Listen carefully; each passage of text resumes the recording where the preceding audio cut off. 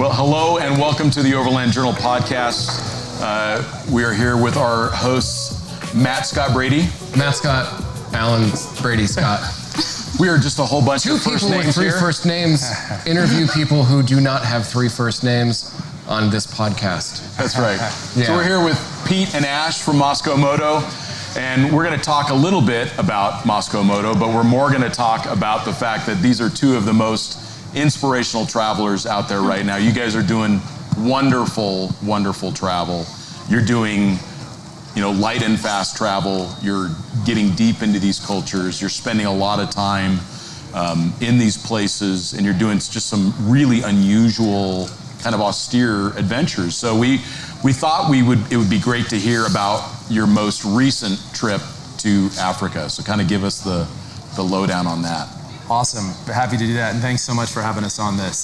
Some of the things you just said about us, I would say about you if you were coming on a podcast we're doing. So that's funny. And a special thanks to Black Series Camper for supporting this week's podcast. If you want to get out of the campsites and follow freedom and nature, Black Series Camper can show you the way. From travel trailers to toy haulers, Black Series has options as small as 12 feet or as large as 22 feet. They have a lineup ready for any need and any situation. Get yourself and your family out to enjoy nature in comfort and in style with Black Series Camper. And you can see Black Series in person at the Overland Expo shows in 2022 in Colorado and back east in Virginia, where you can meet with their team and explore their different models on display in person. Visit blackseries.net for more information. Well, we can talk about our most recent trip. Our most recent trip was to West Africa. That was in February. We were there for about a month. It was in Liberia and Sierra Leone, which are two countries we didn't really know a whole lot about before going there. These are like two little tiny countries in the middle of West Africa that have a really crazy history, and I think a lot of the world's understanding of these two places comes really from the Civil War. I think when most people think of this part of West Africa, they think of war, or they think of Ebola. And because of those two things, they haven't had a lot of visitors for a very long time. And they're sort of opening up to the world now. And it popped up on our radar. We were actually supposed to be somewhere completely different in Asia. And I was back in Philadelphia visiting my folks. And we were going to Bhutan. We were going on one of the Rally for Rangers trips. Oh, nice. Yeah. Mm-hmm. And that fell through because of COVID. So last minute. Bhutan shut down like hard. Shut down hard. Yep, and we talked to a Liberian guy in Philadelphia, and he told us about Liberia, and this was like 2 weeks before we were supposed to go to Bhutan, and I came home, I Googled it on the flight home, and I came home and broached the idea to Ash, and said, Ash, what do you think about Liberia? And she's like, where? I was like, exactly, let's get on Google. And we didn't... Was there a visa requirement? There's a visa requirement. Yeah, we got rushed. How hard was it to get? I mean, was it something you send your passport in, or is it a visa on arrival, or e-visa? Let's see, we did send our passports. Did we do that for Sierra Leone, or for, oh my gosh, I can hardly remember now. So much has happened since then. Well, we had help. I mean, this is part of the story, is that we got help. We reached out to someone, or we just reached out to Facebook and our networks in general and said, hey, does anybody know anybody in Liberia? And we made a good contact there. And then they knew someone, they had actually worked for someone. It was someone who knew us through Moscow. Yeah. And then he... a guy in Argentina who used to live in Sierra Leone and was just connected to this whole string of people. So... Fixers on the ground make all the difference. Oh, man. They do, yeah. And we just put it out on social, and this guy responded and ended up being a huge help to us. And so I think we got our Liberia visas through the embassy, and then Sierra Leone visas he helped us get via email. And we just booked our flights and landed in Liberia. We had really nothing lined up except a Liberian guy that he'd introduced us to there.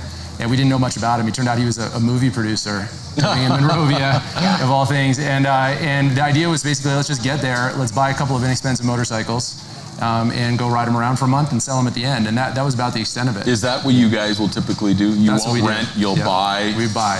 Interesting. Yeah, so we won't go out of our way if we've chosen a country where there are plenty of rental operations and it makes sense to Yeah, rent like it a would be bike. silly to buy scooters in Southeast Asia. Right, exactly. Right. Or even a motorcycle. Like you Yeah. don't need to buy a motorcycle in Southeast Asia. Just rent the motorcycle. The only for problem is I always want your $400. passport. That's always what scares me. Oh, keeping your passport? Yeah. Yeah, so we do it when it makes sense, which is most of the time because we're picking these really obscure places that don't have any rental operations. Rentals aren't available. Yeah, and you can acquire these bikes, for really inexpensive. I mean, we're talking. How did you go through the process of buying the bike? The reason why I asked, I've always thought when I go to India the first time, I want to just like get off the plane with like a wad of cash and find the first guy. Let's all go and bring inches of rupees. Well, and my thought is you just like find the first dude that's like about my same size, and you buy his Royal Enfield and his helmet, and you just like off you go. That would absolutely work. Take me to the motorcycle mall. Yeah. Like they will have a motorcycle mall, and he can take you, or someone can take you. We should go. We should go. That would be really fun. That would be Let's so make that fun. happen. I've not been to India. Let's go. That trip you just explained is so incredibly doable. I mean, what's happened is these Indian and Chinese motorcycles, are becoming so prevalent in the developing world that there's not really any country you can't go to and buy one. Right. And the prices range anywhere from maybe $600 US to $2,000 US in most of these countries, and you can get at least half that back at the end by selling it to a local, and they consider that really inexpensive because the bike's still basically brand new. Right. And you got to ride a bike for a week, a month, 2 months, however long. How did you go through the process of registering it? Or do you just use the paperwork that they've got already on there, the license that they've already got on there? They do everything at the dealership pretty much. They handle everything. I mean, they go so above and beyond. It's so unusual what you're doing. Right. And like the place that you end up choosing will probably be one of the nicer dealerships or where there's someone who speaks English and is able to help you. And so in this case, I mean, we just had more than what we needed. He tried to give us jackets and pants and helmets and we got that. gallons of oil. We're like, no, it's a furniture store. It's a furniture store. His other product is furniture, and then he has like 8 motorcycles lined up in front. He doesn't know anything about motorcycles, and that's who you buy it from. He's selling beds and sofas and stuff. For sure. We had everything. I mean, so the day that we purchased the bikes, we came back the next morning for a couple hours, and by that time, his assistant had come back with the plates, attached them to the bike, did the last few bits of tuning, and we were out the door. Yeah, and that's pretty typical. We've done this now in a lot of different countries, so that's actually a pretty typical experience. We also did this in Ethiopia. That was one exception. Ethiopia was quite challenging, and we had to pay a bunch of money and go through a bunch of hoops. We still got our licenses within like 3 days, but that was the hardest. Did you have to get like a license, like a riding license or driving license for? No, we bring international driver's licenses, but almost never get asked for them. But it's so easy to get. I've never been asked. Wait, don't you feel like I feel like every trip we get asked for them, and I don't know that they're really looking at it. It's like upside down, or they're like they like don't actually care about it, but they do. Well, and they look so fake. They look super fake. Like, you can totally it's disposable. Make one. You know, like I think in those situations where we get asked, you could just as easily hand over your U.S. license, and you would walk away with at worst a small fine. But the nice thing about that paper international license is you don't care about it. Right. So it's like, hey, if somebody tries to sit on it and shake you down, it's like, keep it, screw it. Let's keep it going. One of my tricks that I'll do is I'll stick just an extra copy of my U.S. driver's license behind my phone in the case. So you just kind of maybe put a couple 20s in there and a U.S. license. That way you've always got a backup. Yeah. Just in like case. Laminated with just like a regular extra copy of the license. Yeah. Well, because you can get a burner ID, or you just say I lost mine. That's what you do. You just say you lost it. Say that it's valid and all of that kind of stuff. And sometimes I do lose my wallet or for a week or two, and then I find it, and then I end up with an extra one. I do that with an expired passport, even though the State Department puts a hole punch through it. They seem to still if we're in Thailand or something, they kind of accept that, and then I'm leaving this expired passport with the guy, not my actual passport. If I just need to, gotta go. I want to know how many times you lose your hidden stash of things in your bags. Yeah, I've definitely lost that. Or not lose it forever. You forget where you put it. You're so secretive in your location. Yes, exactly. I've done that. And then like 3 trips later, you're like, oh, that's where that like $200 and an extra license ended up being. But so anyway, we ended up getting these 2 bikes. We got these. What were the bikes? They were called Thunder Brand. So what's happening? Thunder Brand. I couldn't stop with the Thunder, the AC/DC song. Like the whole trip, I would get down by the bike and be like in my own world doing that. So these bikes are these Indian and Chinese bikes. These were Chinese bikes. The Chinese manufacturers are starting to make small dual sports. So they're copies of Honda 125s, old Honda 125s. So the parts are interchangeable between the knockoffs and also with the original. And so the Chinese the Indians aren't making dual sport bikes, but the Chinese are. And so we usually look for a Chinese brand. And these were made by Lifan, which is one of the main companies. Weren't they making engines for Honda for a while? That was the story with those things. Oh, so Lifan of the Chinese factories is one of the really good ones. And so we were pretty happy to find out. So what they do is they ship them into different countries, and then the distributor in that country slaps their own label on it. So Thunder was this country's label for the Lifan, but that's what we picked up, and they were like $1,800, which that's amazing. Yeah, brand new. It's amazing. And that's expensive. I mean, you could get a Bajaj for $800 brand new. But we wanted the dual sports with the knobby tires, and so that's what we got, and loaded them up with some bags, and just sort of headed off into the countryside, and you had no real idea what to expect. I mean, it's pretty exciting. And everywhere we went, people would see the bike and say, "Oh, jungle bike." Yeah, nice. Jungle bike. Yes, it's totally a jungle bike. Yes. Yeah, it is totally a jungle bike. These are jungle bikes. They were impressive. They held up pretty well. I put that bike through its paces for sure. Nice. Yeah, and it didn't fall apart at all. And so we the cities are just nuts. You've been to African cities before, you know how it is. And especially when you just landed 2 days ago, and it's like so disorienting, and there's people getting in a traffic jam right away, and it's like you can't move. There's any space between cars and motorcycles is packed with people, and you're just kind of locked in there. And do they drive on the left there or on the right? It's complete. Oh, they drive the same as us. Yeah. But I mean, they drive everywhere. Right. If there's an obstacle, they go anywhere. If there's an open spot. If there's an open spot, they take it. And so that was a little weird, and we didn't really know what would happen when we got out in the countryside. And then almost right away, leaving the outskirts of the city, it became just gorgeous and peaceful and wonderful. Yeah, wonderful. And we headed out to a beach. Yeah. Like, what? Really? Oh my gosh. And the surf, there were professional surfers. There were actually a bunch of documentarians there at the hotel that we came to on the coast, and they were all staying there to film this surfing documentary. And so they had all these pro surfers there that we were eating breakfast with, and then going out into the surf and Liberian surfers. It was just so cool. That's I actually amazing. stole one of their slippers on accident. I thought they belonged to the hotel to like walk down to the beach. And then he's like, "Hey," like in the afternoon, he's like, "Hey, could I have my slippers back? I'm gonna have to leave." I was like, "Oh no." Wait, you mean your hotel doesn't provide free slippers? That's so funny. Just made myself totally at home. It's there's very little tourism there right now. I mean, they once upon a time, these countries, because of the beautiful beaches, got a fair amount of European tourism. Sure. But then when the Civil War started, that was the end of that, and then it hasn't really recovered since. And so a lot of the people we were meeting were missionaries or NGOs. I mean, past a Kanye West song, most people don't know. They don't know about Sierra Leone, right? Right, that's right. Yeah, blood diamonds. That's another thing people associate. Yeah. Ebola, blood diamonds, Civil War. Yeah. And but all that is kind of history now, and these countries are ready to come back. And COVID kind of threw a wrench in the system. Yeah, I bet. But now they're ready, and they're trying to get their legs back under them. And the people are just so excited to have visitors, and so it's especially Sierra Leone, I would say, like even more so, like palpable excitement everywhere you go. They were just kind of stoked that you were there. So stoked. Yeah, everybody was so stoked. Do they speak French there, or are they English speaking? English? But a very unique version of English. Okay. It's in Sierra Leone, it's called Creole and Colloqua in Liberia. So it's a version of English that's been, Liberia was actually founded by freed American free slaves. Yeah. And so the language that the slaves brought with them, and same with Sierra Leone with the British. And so the language that the slaves brought has now been, continued to get distorted over the years, and it's turned into its own language. But you can get enough words in common to kind of navigate. That makes sense. Yeah. Yeah, that makes sense. You can usually find an English speaker. So what was one of the really fun encounters that you had, like right off the bat, where you were just like, that totally surprised me?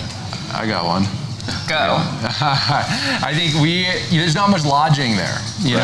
There's not much lodging there, and so there's no infrastructure for tourism, and so we carry camping gear for exactly that reason, because without it, you wouldn't really have the confidence to head out in the countryside not knowing what's out there. There's no information on the internet, and so we headed out, and of course we wanted to get out on dirt roads right away and kind of get way up in the northern countryside up on the northern border with Guinea, and so we headed up that way, and what we'll do sometimes when we're out there and there's not lodging or guest houses, we'll just pull into a little settlement and ask if we can camp there. Usually with hand language and just Sure. like, hey, can we sleep here?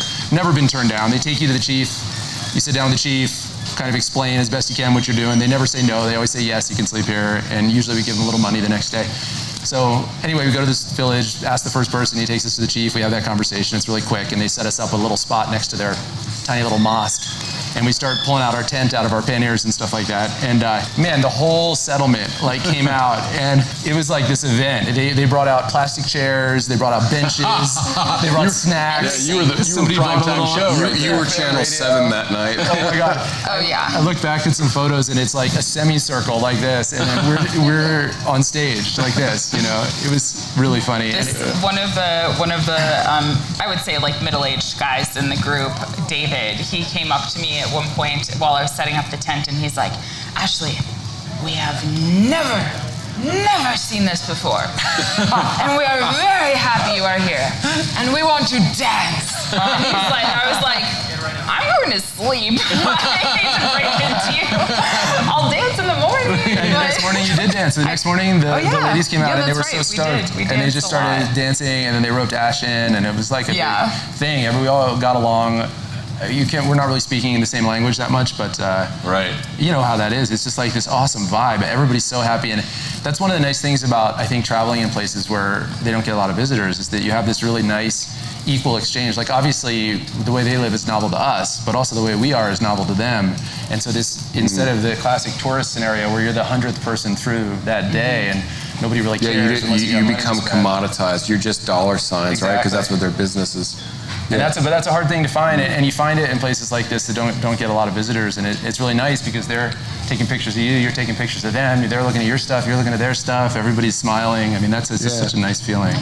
But one of the things that I wanted to ask you guys is, that's been part of your travels that's most impressed me, is the fact that you do go to these very remote places. How would you describe that transition? Because, have you just always gone to super remote, obscure places? Or was there something that changed either in you as people or in your travels that brought you to this point now where you're looking for those, unusual places on the map? I think, we'll have different answers for this. Since we've been together, that's all we've done. What's your answer? And my answer is that I think I started seeking out those places before we got together, and on my first trip to Africa, it was way too sanitized for my taste. It was very You can isolate yourself from the reality of Africa very quickly in Africa. And great, another ham and cheese sandwich and watching elephants behind a fence. This is just not what I want to be doing. I want to be in it. And so I had a couple of days at the end of that trip where I was able to go off on my own and to go exploring and to just experience what it's even like to, find my way and converse with people outside of that sort of structure. And then when we started dating, the first trip that we did together was Sri Lanka, and it just completely... I remember when you guys did that. That was super cool to follow along. It's such an obscure place. Yeah. People just don't really go to, India's the main attraction. Yeah. It's sort of this little island off this side, and then it also had its civil war. Yeah. Which kind of set its international reputation. I think it was you guys that kind of said it was India light. In a lot of ways. I think I remember that years ago. Yeah, we did say that. Yep, I remember saying that. Yeah, How about for you, Pete? What was the impetus to I'm going to get really far off the beaten path, culturally and physically? I think that that feeling I just described is like a draw, and I think I got into this type of travel. I was a backpacker before, and then I kind of mixed the interest in motorcycles with the backpacking and realized how liberating that was to get off the bus routes and the train routes and the hostels and the little waterfall and cave tours and things that they pitch to backpackers and go off on my own. And I started having these experiences and wanting them more. And so that's been sort of leading on this path, and then the desire to kind of see the world and go to places that are unfamiliar, because that feeling of vulnerability that I get there is really appealing. That's when all the good things happen. It's a weird thing to be I have to make myself vulnerable. That you have to fight some instincts. Even here, I haven't seen the presentations and stuff, but there's so much information about how to reduce your risk and limit your risk and do this and take this safety thing and do all this stuff. And it's Then you isolate yourself from the adventure. Yeah, but that is a weird irony. I mean, I'm not saying we shouldn't study those things and we shouldn't have those skills. Of course we should, but man, when you really put yourself out there is when the magic happens. And I think that it happens in places like this, and it doesn't happen anywhere else. For me personally, it doesn't happen anywhere else. And that is one of the beauties of motorcycle travel. Yeah. And even more so bicycle travel or someone who's just walking across the country. Yeah. Is right. that the fewer barriers that you have between yourself and the local culture, the more that you are able to interact with them. So I noticed that, like, if I'm on a 1200 BMW, I have a different experience than if I'm on some clapped out local motorcycle. Right. So even though they're Totally both motorcycles, you know, I'm already a big person, and you put me on a giant bike, and I start to look intimidating again. For sure. Whereas, Especially with the dual sport stormtrooper gear. yeah, exactly. That's why I You're like your stuff, because you don't look like a stormtrooper. We don't even wear it on these trips. Like, it's so hot usually because of the time of year that we're traveling. There's just no way. I brought my woodsman pants, gave them away a week into the trip. I was like, nope, can't do this. It's too hot, and we have some pants coming. I actually use these Fjall Raven pants a lot for this kind of stuff. But we wear street clothes, and part of that is being more approachable, and part of it's being more comfortable. And then you're also on the same bike as the locals, so you're removing these barriers. You know, Totally. I had an experience in Laos. I broke my leg in Laos a couple years ago. I crashed. Ash and I were riding up way up north in Laos, near the China border, and I crashed and broke my leg, and I had to go to Thailand to go to the hospital, and Ash continued and had this epic trip through Laos and in Vietnam. And I went off to Thailand. This guy loaned me a Jeep. I went to the hospital, got a cast, all that stuff. And he's like, well, while you're killing time, here's a Jeep. And I went up and drove up in the mountains. And the experience I had going straight from the motorcycle, and then like 4 days later, I'm on this Jeep. And it was like, nobody talked to me. And I mean, even my broken leg was a conversation piece, but it didn't work. You know what I mean? It was like I would go into restaurants and come out. Totally different. And on the motorcycle, you stop to get gas, and people cluster around. Where are you going? What are you doing? If you have an open face helmet on, you know, they can see your smile and your expression, and they can see that you're dirty and wet. And you can only bring so much with you. You need a place to stay. Yeah. And it does change the dynamic much more than when you're driving a four-wheel drive. Totally. And it's even worse when you're in some giant like expedition assault vehicle where you're, where it's like it looks like you're the military. I think a lot of them do. Like, I would hide, maybe. I think a lot of them do. Yeah, for sure. I mean, it looks like the military's coming through town. Yeah, totally. So I think making yourself, like, use a fun color on the car, or like roll the windows down and, you know, give them a high five and smile, and like if you're in a car, try to open yourself up more to the space, for sure. Do you remember that guy Jim Rogers with the Venture Capitalist, and he took the Mercedes two-seater and put it on a G-Wagon chassis and painted it bright yellow. And drove it around the country, around the world. I mean, it looked like a circus. Miles. It looked like a circus car, and of course it made people like a little more disarmed. What in the heck is that? Yeah. And he had a matching That's a great book. too. That's a great book. Yeah. Okay, he was one of the first to do that. Yeah.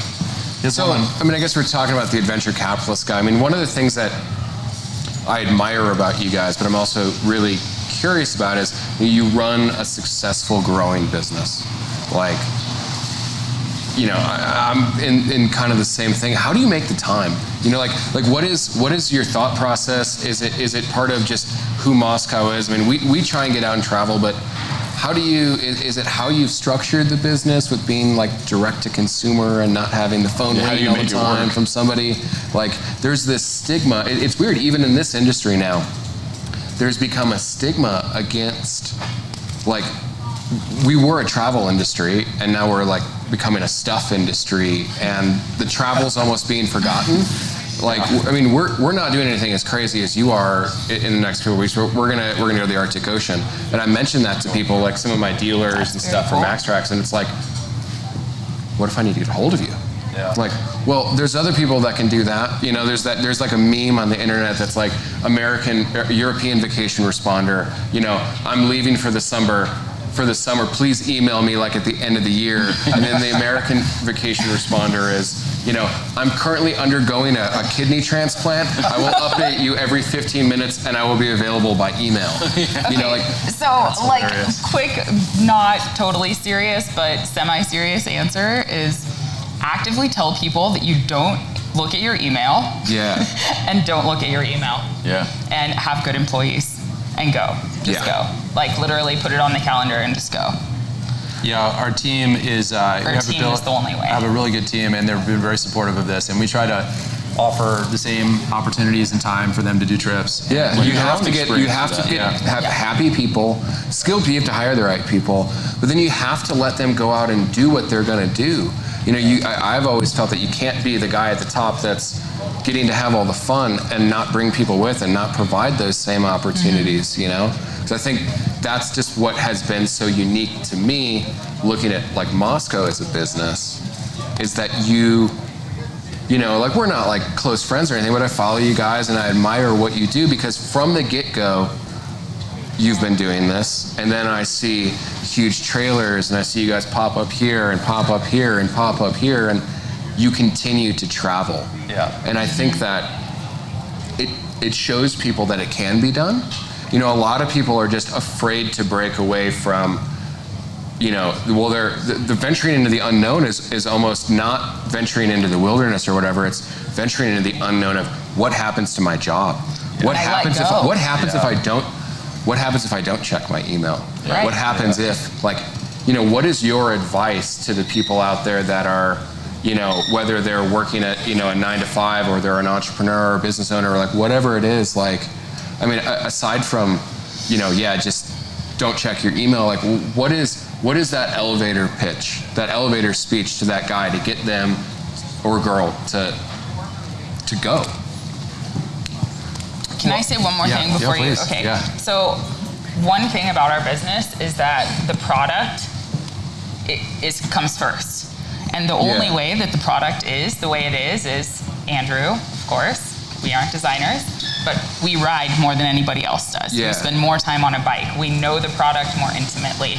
Maybe not more intimately than Andrew, but our feedback is imperative to the product line improving and growing, etc. And it shows because you're in your space, you are the innovators, right?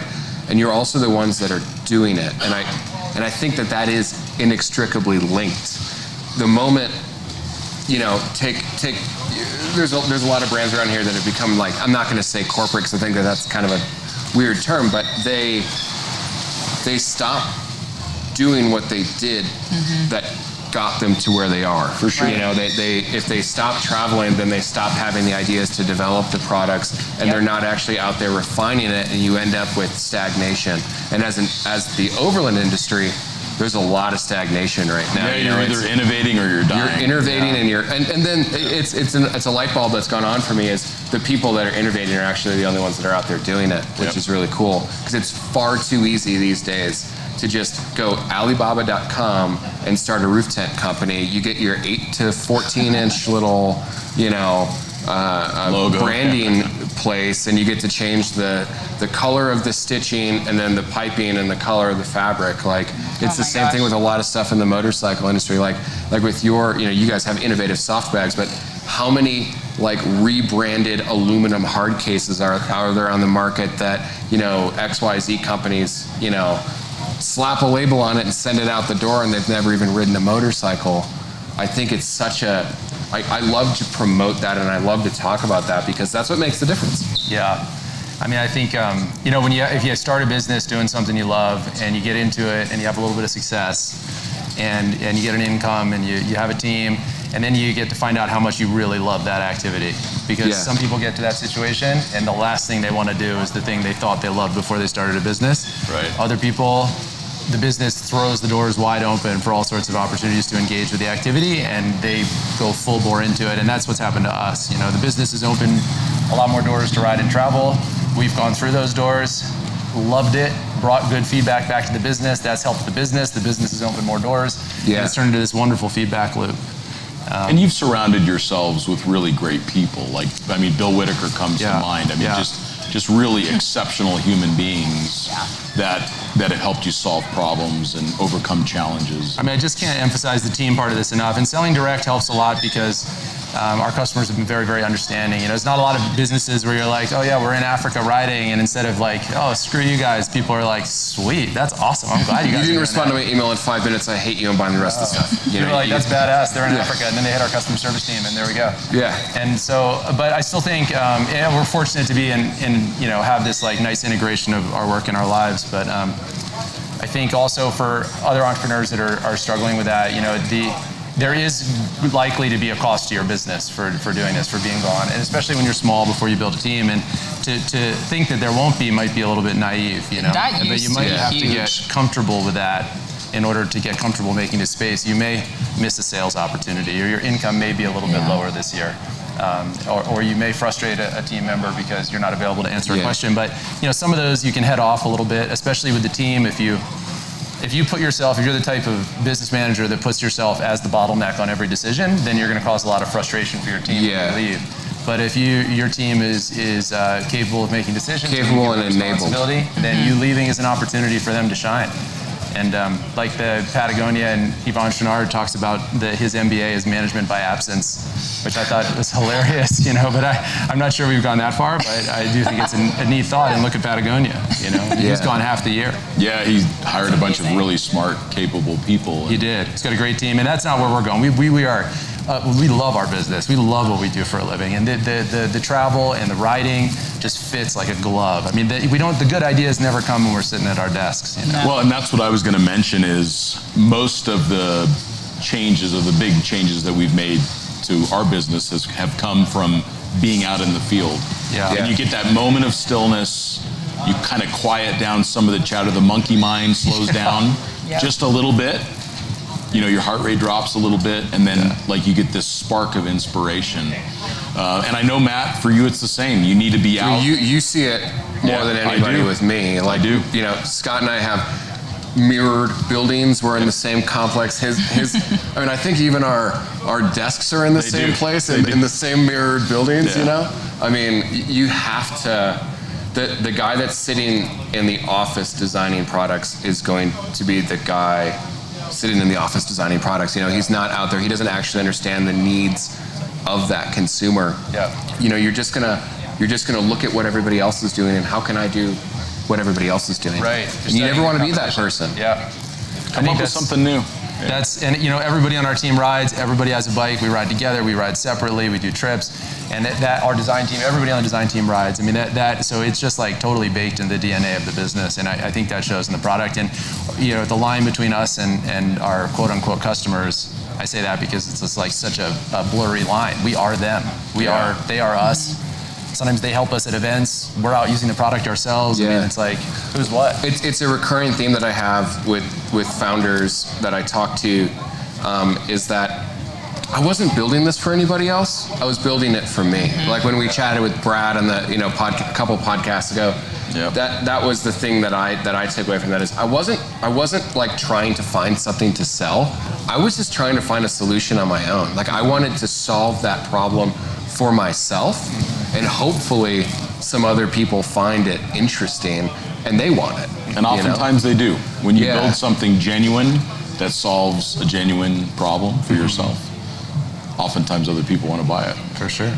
And that's definitely what's cool about what you guys do is that you're not the first soft luggage that's available, but it is certainly one of the first that's been built by people who ride a lot, drop bikes a lot, need to go in and out of hostels.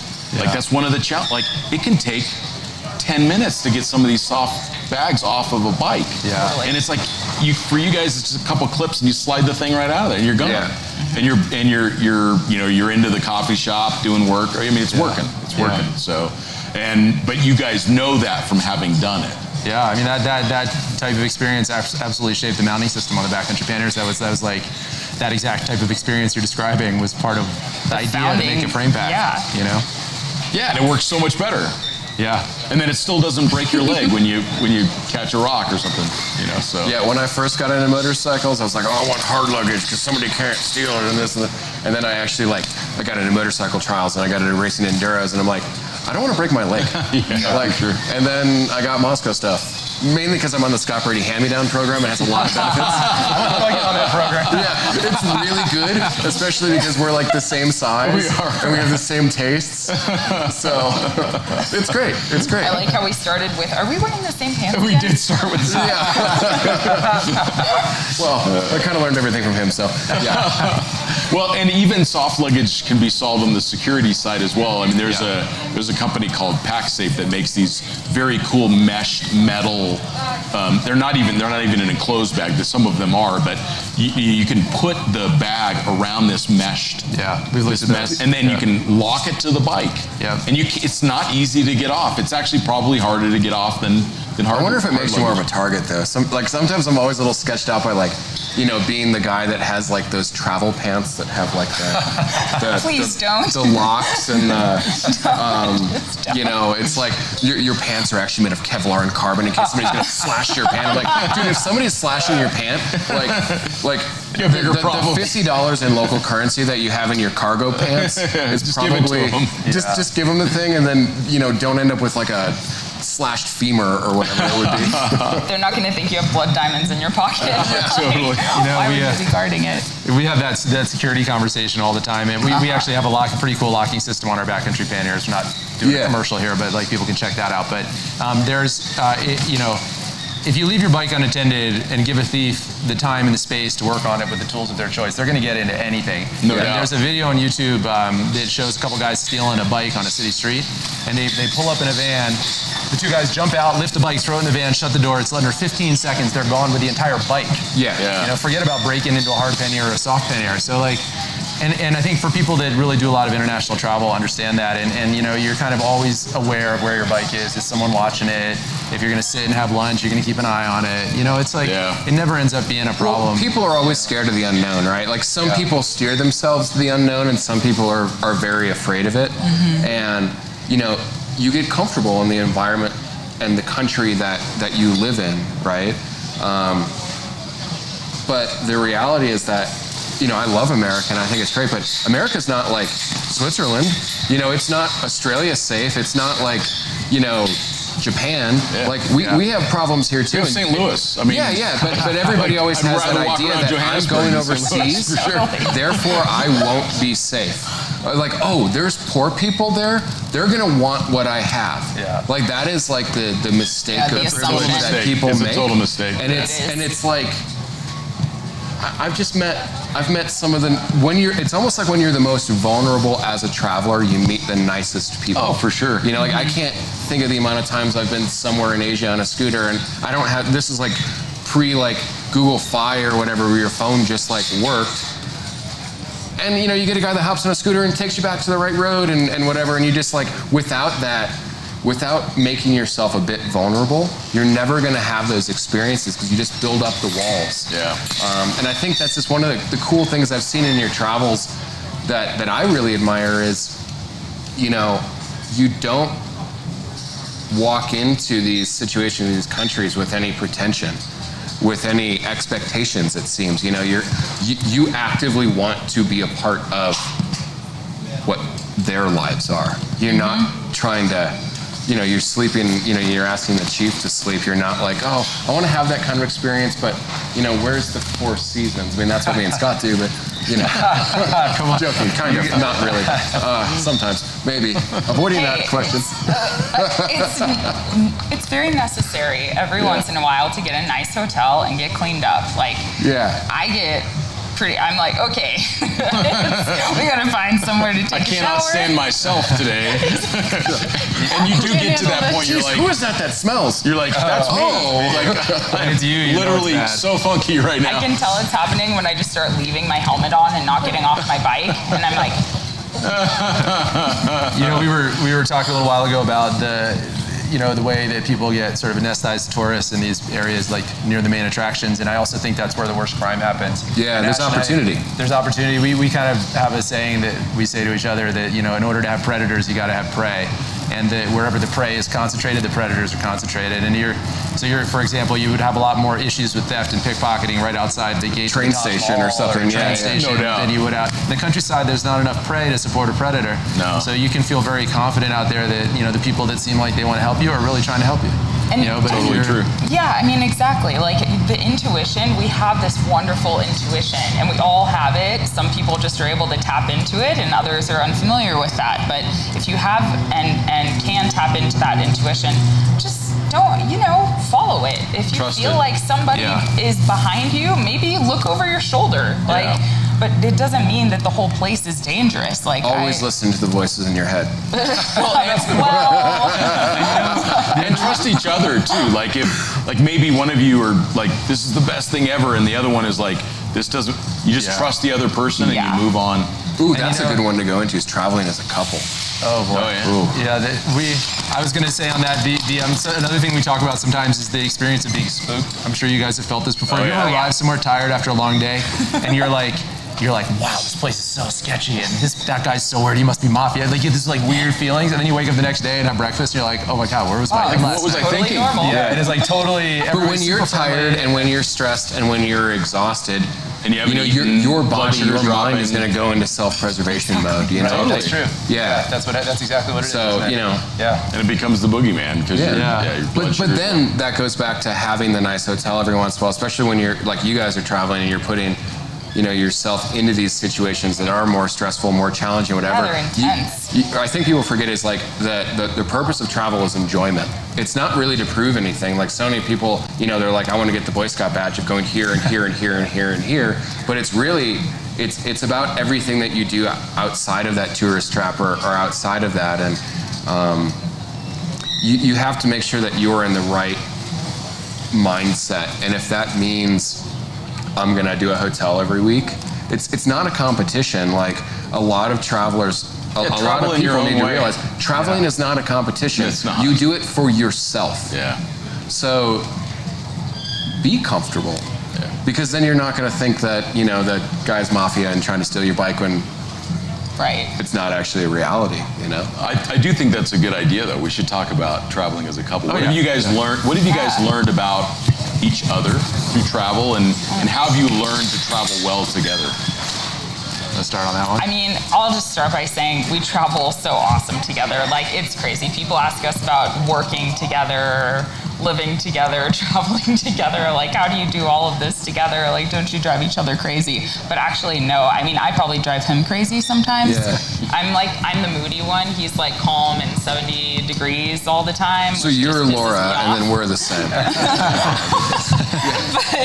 yeah, I mean, traveling, I feel like I've just watched Pete have so much like patience and courage and like leadership, just this natural leadership to like, I mean, I would follow him anywhere.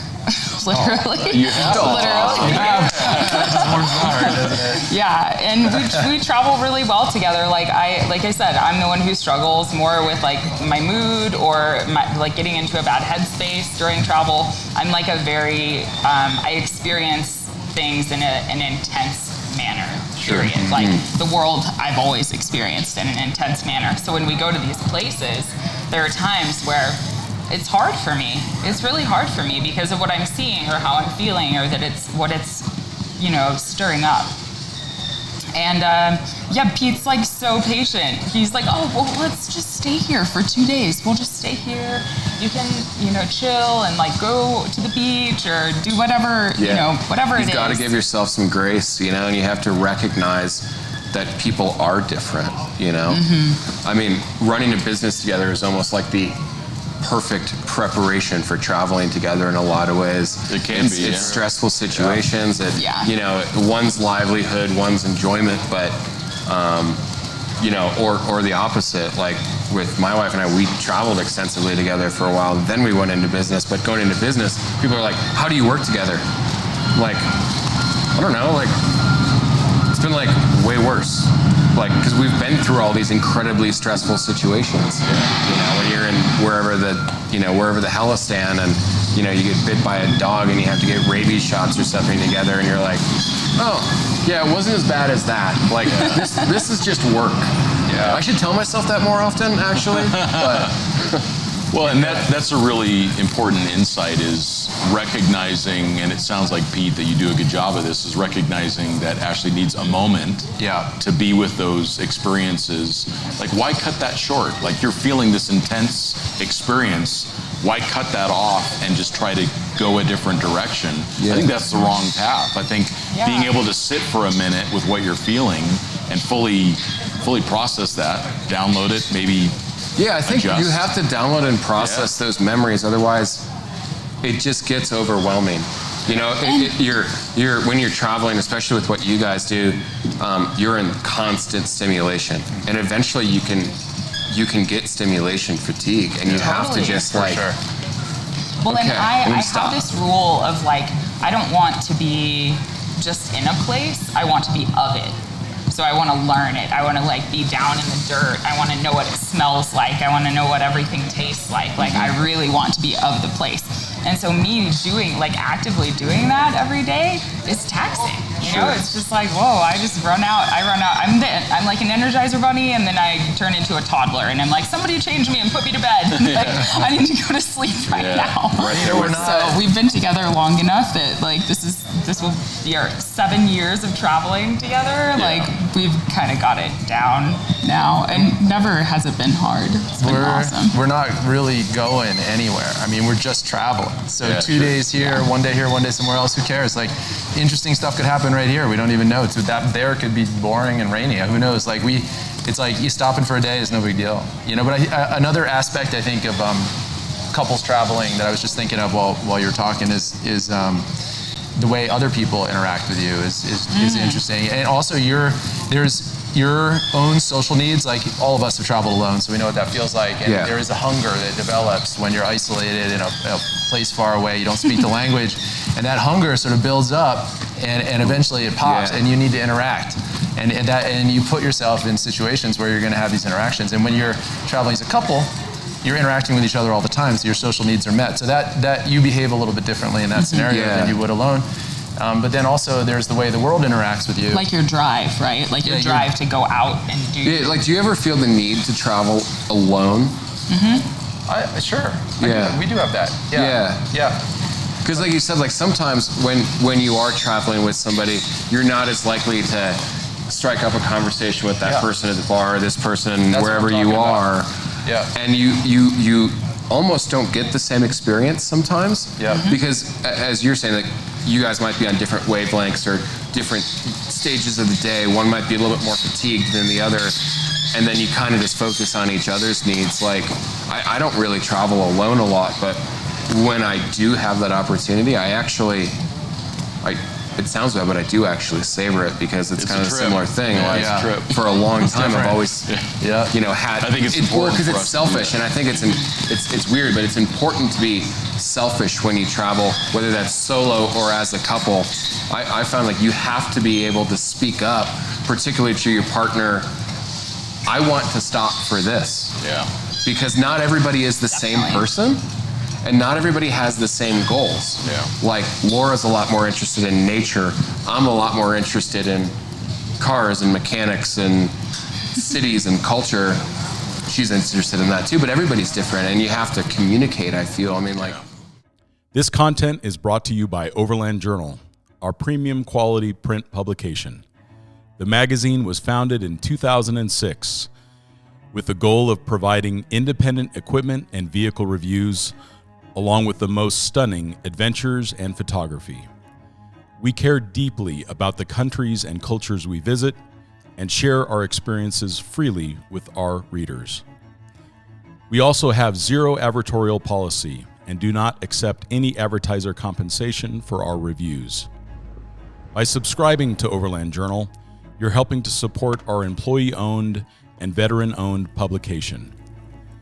Your support also provides resources and funding for content like you are watching or listening to right now. You can subscribe directly on our website at overlandjournal.com.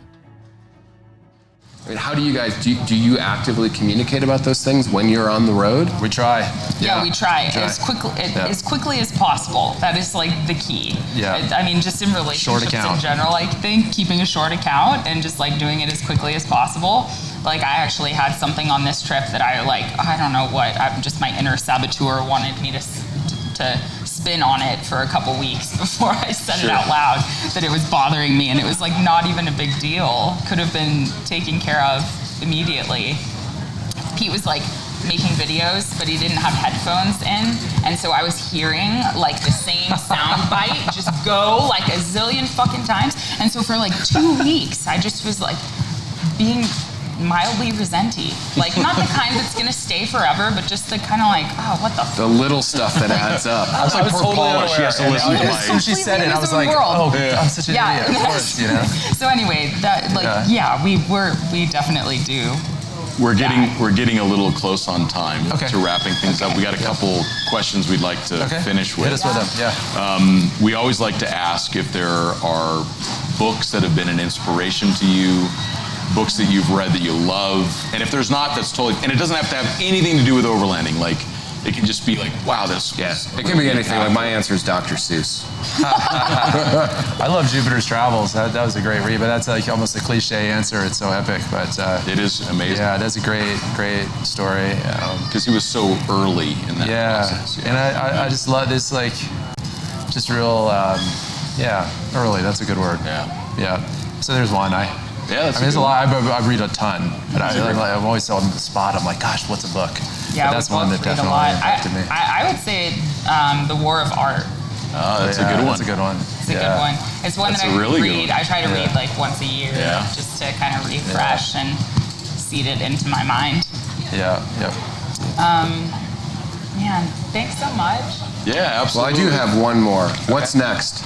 What's the next crazy place that you're gonna fly into and buy a bike? And well, that's a good question. Are we going to India in February, July, or not? It's still TBD. Yeah, I'd love to. Yeah, maybe India. We're interested in getting up. I hear that's the ultimate stress test for couples is traveling in India.